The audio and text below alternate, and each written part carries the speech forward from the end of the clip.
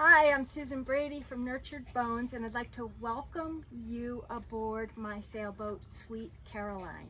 And Sweet Caroline is going to be my home away from home for the next 3 months. And while I absolutely love being on the water, sailing can be surprisingly tough on the body, but probably not in the way that you would expect. There are certainly bursts of activity like hoisting sails,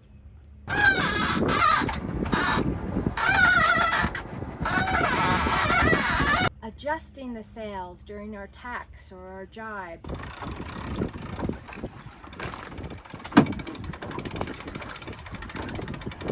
or merely handling the boat, especially in strong winds and waves.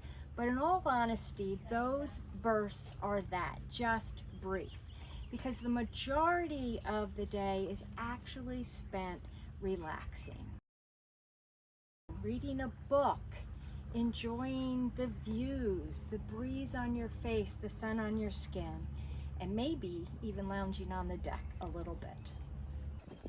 That's why having a dedicated exercise plan is so important while I'm aboard. If I don't have a built-in exercise plan, it's easy to go days without any meaningful strength training or impact, which is not great when it comes to keeping my bones and my muscles strong.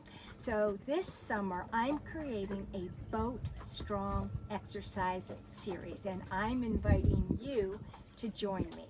Every week, I'm going to highlight one of the bone strengthening exercises that I'm doing on the boat. Each week, you're going to get an email of the exercise, why that exercise is bone building, how to do the exercise, and a short video of me demonstrating the exercise right here on the boat. You're also going to get access to the downloadable Boat Strong Exercise Guide, which is going to include all the weekly exercises along with some great bonus exercises just to help you mix things up. So I hope that you'll get on board with me this summer in staying strong. And it doesn't matter where you are or where your adventures take you this summer. Exercising and staying healthy is a must.